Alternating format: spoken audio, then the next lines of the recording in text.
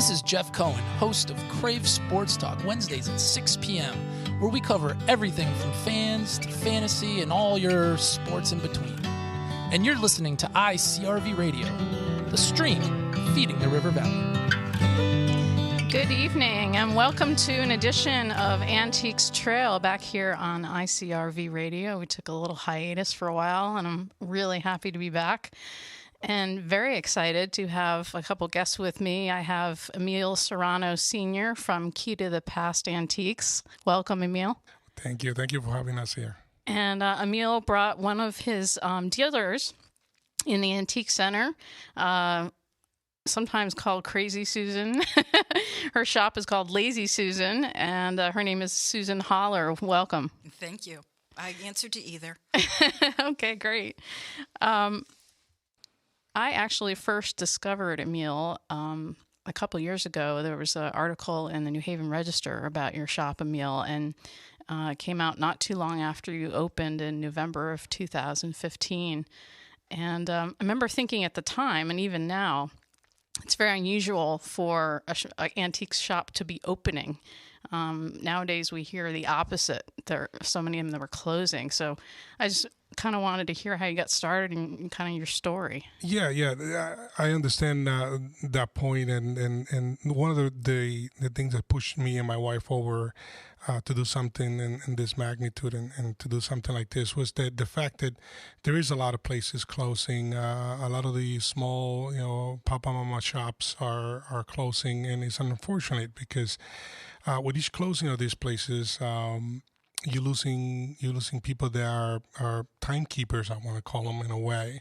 Some people do look at it as a business, but I haven't met millionaires that sell antiques yet, Yeah, I can attest to that. It's more of a passion for sure. Yes, it is. And we travel all over the United States, and me and my wife, and we see big shops and how they function. And I thought that something like this probably would help in changing the effect of the small shops closing.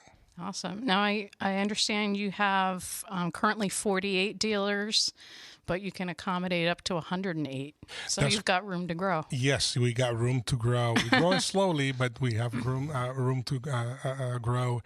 And we were very fortunate in a way also, because like we were saying, just that some small places were closing. Susan, you came from a different shop, which was in Brantford? Well, I came from the Guilford Flea Market, which closed, unfortunately, and you were opening just at the same time, so several of the dealers transferred over. And that was a good thing for you, and it was a great thing for us. Yeah, most definitely. That was great. It's too bad that so many places are going out of business, but we have to think about antiques. Yes, it's a passion, but it's also a business.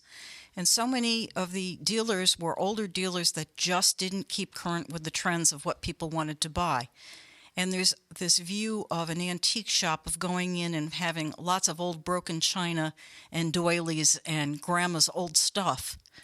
And unfortunately, those dealers didn't make it because that's not what the market is.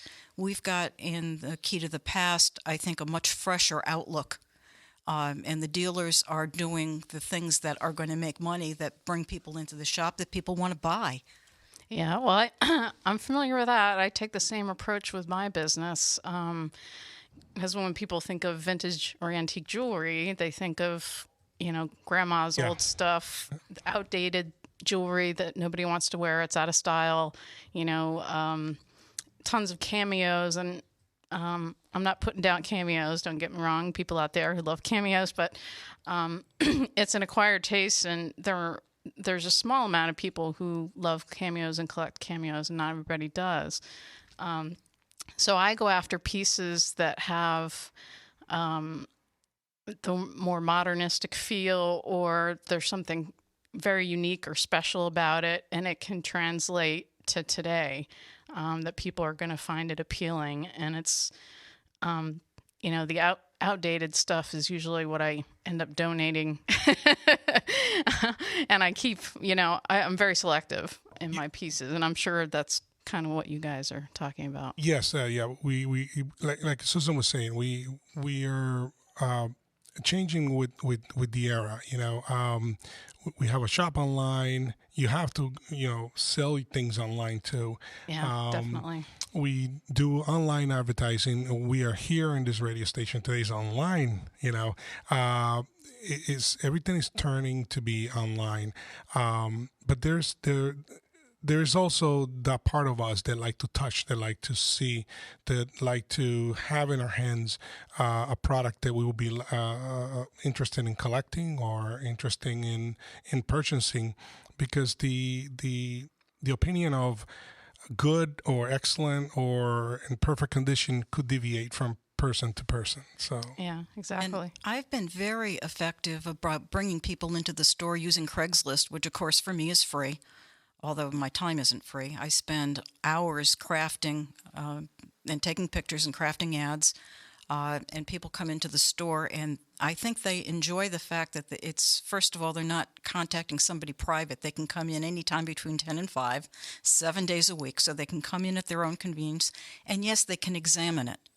Those of us who have purchased online and been disappointed in the quality when we get it, or the lighting was different and made the product appear different, especially when we're buying an antique, we've been disappointed enough that many of us will only now buy something that they can examine in person. Yeah, well, it's taken me years to take photographs of my things online that I sell so that people can feel like it's in their hand. Yes. Because I understand that people need to trust what they're buying online. But it's nice that you guys have both. Yeah, we go in person, and plus it's a discovery process. Yes. Because sometimes I know when I go into a shop, sometimes I'm looking for something in particular, but it's all about the discovery and exploration. And discovery of something new? Yeah. What do you mean? Well, yeah. I mean, I may come out of there with something I didn't intend to go in there for. That happens a lot. Which I think it happens a lot. And that's what we all hope for. Something catches my eye, and I never knew I wanted it, but then when I see it, I do want it. So, or something that I never knew existed that I can think of a purpose for, that I make that connection between something from the past that I can use for something that I need now. I think one of the fastest growing areas for us that we're finding is people coming in to actually look for a gift for someone else. They go into a big box store and everything sort of looks the same and is the same, and it's the same thing that they've seen.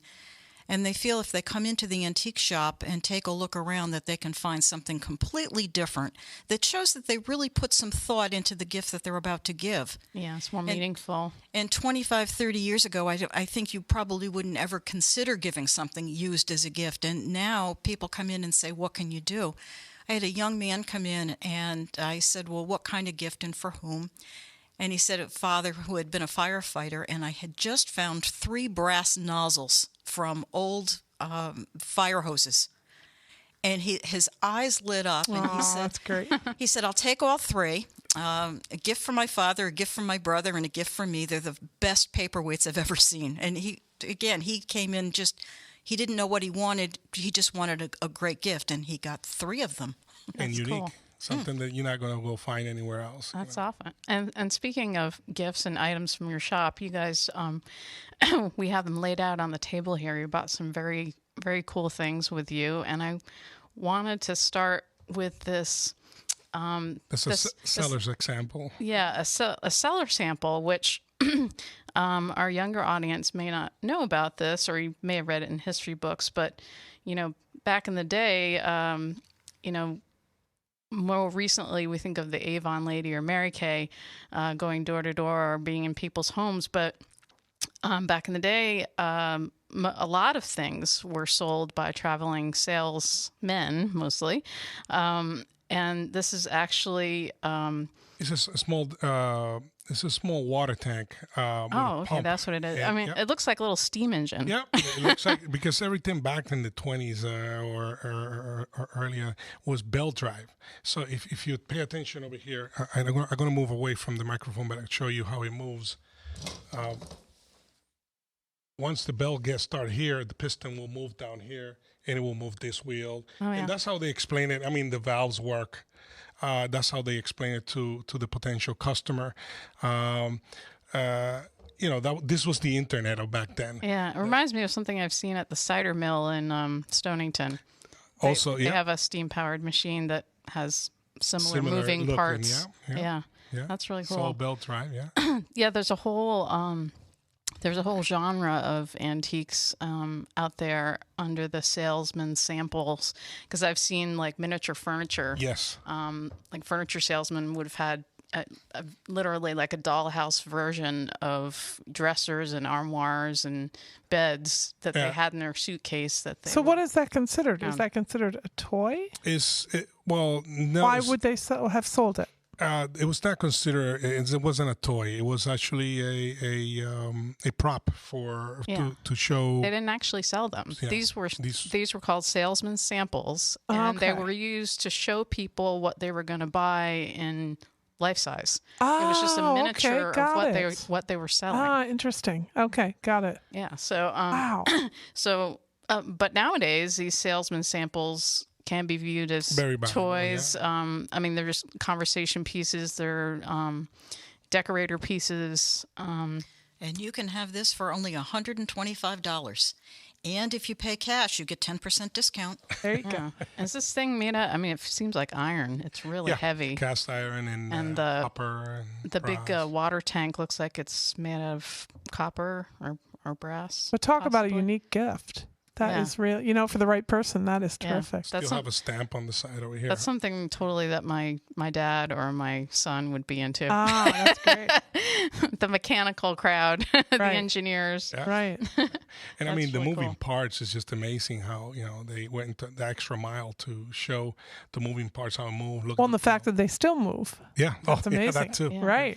And I don't know if this might just have the moving parts, but I know some of the salesman samples actually did work like the real thing. Yes, that's correct. Which I know those particular salesman samples, those prices go up in the stratosphere. Yeah, we had a stove in the shop, electric stove, when the first electric stoves were coming out, and we have a miniature electric stove that you actually plug into the wall. Oh, wow. And all the burners worked. That is so cool. Yeah. That is cool. Yeah, even the ovens. I mean, I thought at the beginning it was one of these mini Easy Bake ovens with a little light bulb. No, this was with coils and everything. Oh, wow. So, what was the price tag on that one? Just curious. You know what? I can't remember, but I know it was pricey and it was sold. Okay, because I've seen some working salesman samples like that. They're in the thousands. Yeah, that one was up there somewhere. Okay, cool.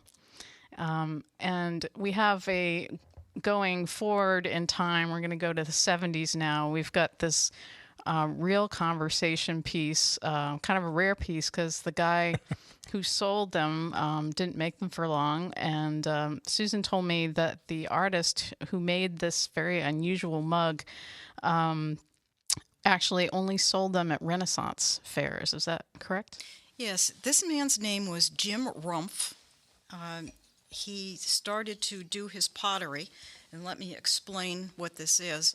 I would call it a mug, very, very textural, very structural. And on it sits a vulture on the handle. And underneath... And it's the trunk of a tree. Yeah, I can bird, tell our listeners. Okay, That's what it looks like. Well, no, we want them to come into the shop and I'm giving it away. Well, the bird is taking a crap. And underneath where he's taking a crap, there's a troll. And this has been referred to, life is a crapshoot.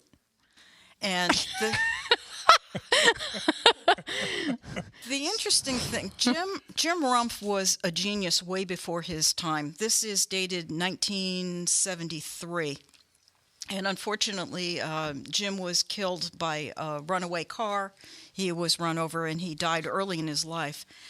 There was not distribution of his works through the normal channels. He sold his things at the Renaissance fairs in the late 60s, early 70s. He was in and out of a few businesses, the Slime Factory and the Mine Circus, that failed. He was not a good businessman. He was a creative genius.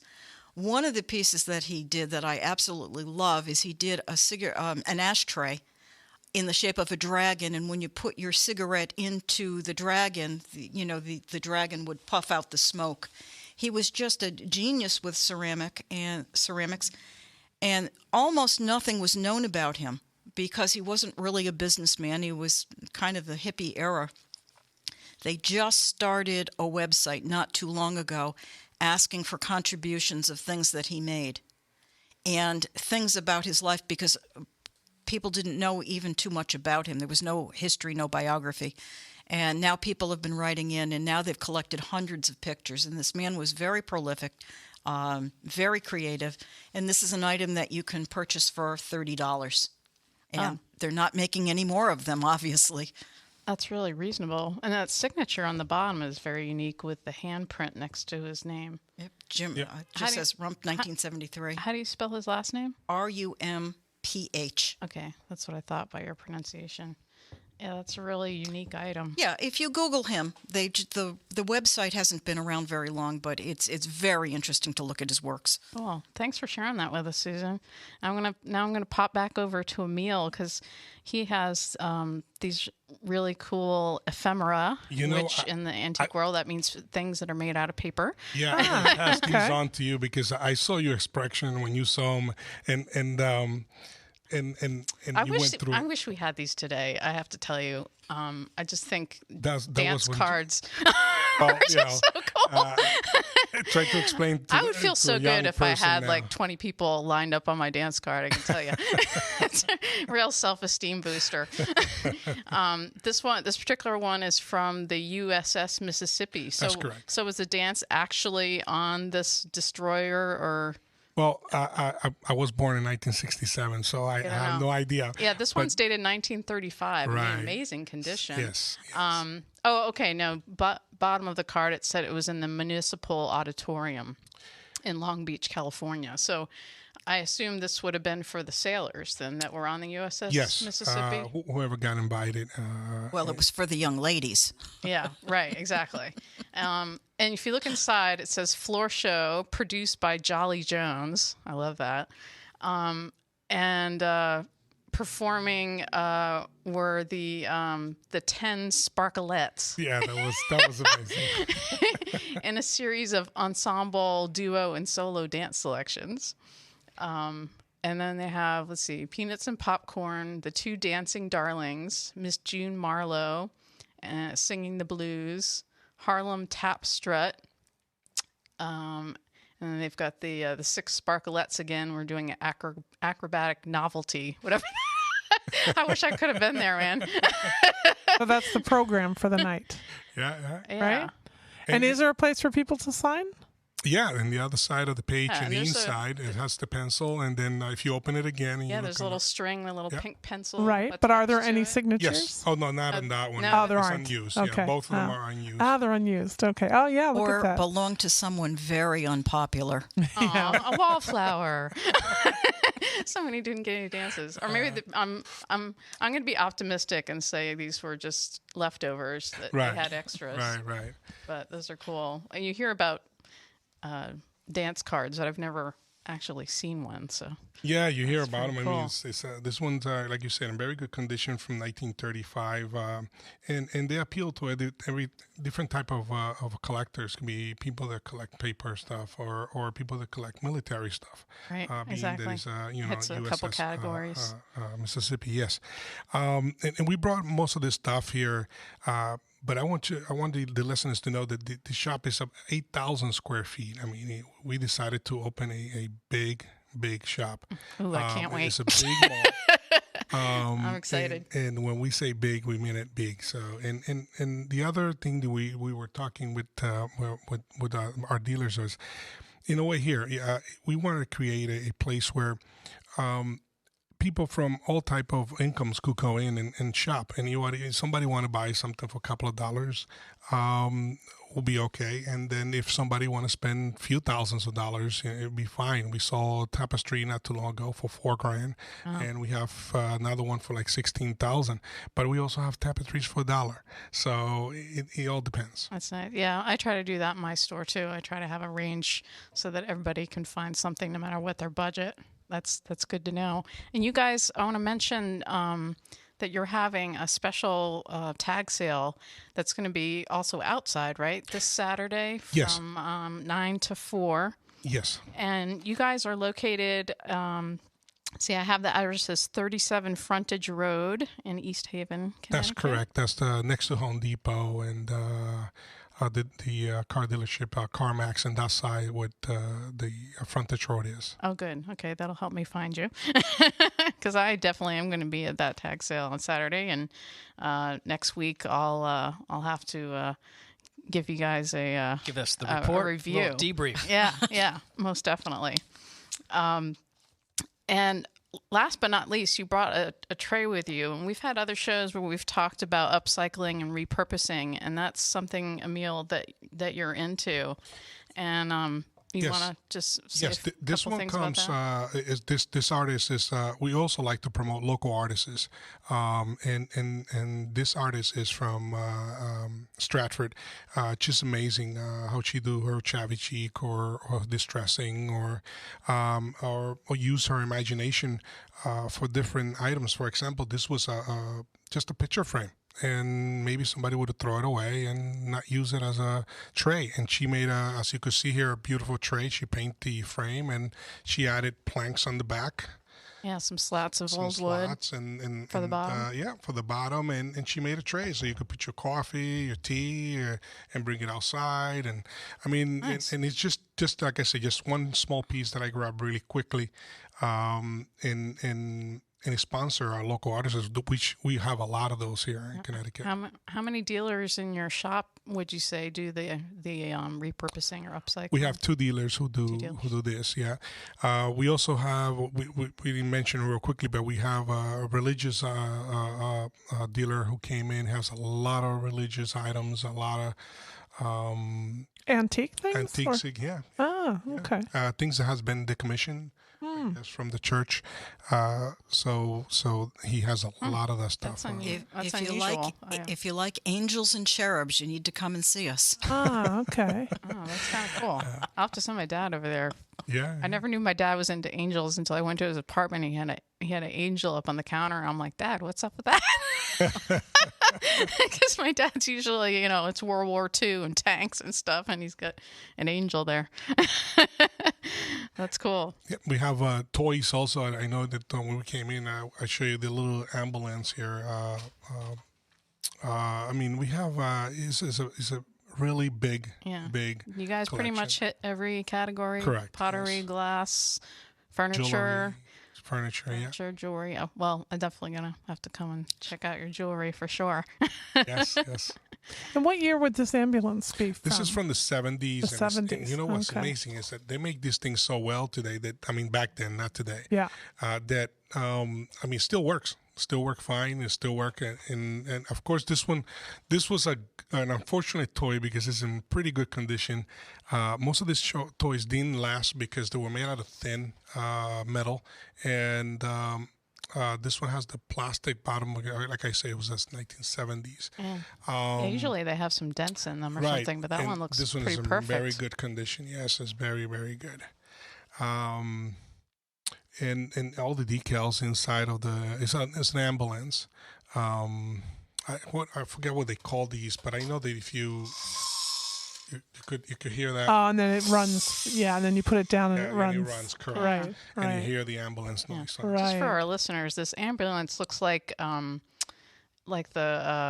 Partridge Family music van. There you go. A little bit like a school bus. I mean, our ambulances today look so different. I'm looking at this, and I'm it's very hippie looking. Yeah, I mean, it's very indicative of that. That's why I was curious of what the years were. Yeah. By looking at it, you can kind of date it. Now, would someone come into the shop and want to buy that for a child as a toy, or would only a collector come get that? Well, you get both sides. Oh, okay. You get people who just want to buy it because they want to buy it for a toy. Which in this case, to each his own. But I prefer that somebody will buy it to collect it and keep it in such a good condition. Right. To show it to somebody else and show in the future what the toys were in 1970. But I want to say 80% of the people that walk in and buy a toy like this will be for collection purpose. Okay. Yeah. I occasionally bought things for Chauncey that were, old toys, but I never would get him something that was in perfect condition because I was like, I would think that would be a shame. I'm like, no, that's got to go to a collector. Yeah. I would get one that was a little banged up. That did happen to me. One of the toys that we had in there, it was a train, and I happen to, if I find them in bad shape and they need to be rewired or things like that, I will rewire them. And this parent walked in with the child and bought the toy, and I thought it was just it's mint condition. It still have the original box, and the kid just started playing outside in the sidewalk with it. And I'm like, okay, well, that's what it is. Oh, that would make me cringe a little. I have to admit. But, at least the kid got to see, a good toy before he ended up being not a good toy. Yeah. Well, that's one of the reasons I take my son to antique shops, and now he's into it. But I wanted him to appreciate, what things used to be like and, how things were used and, that things were built or how they should be built really well versus some of the things that you get in the stores today. Well, today we're getting a lot of the video games status, which I could understand because I am the Atari era type of kid. I remember the Atari. I remember all these video games. But unfortunately, I think that everything's going into the video game part of toys. Most of the toys now being that, in front of a TV instead of creating your own imagination. And yeah, you don't see as many of the simple fire engine or things like that where they had to, as you said, make up their own story and make believe play. Yes. Basically. Yeah. Well, thank you guys, Emil Serrano and Susan Holler, Crazy Susan, I love that, for coming in to the show, to Antiques Trail. And I really look forward to your special tag sale this Saturday from 9 to 4. Again, it's 37 Frontage Road in East Haven, Connecticut.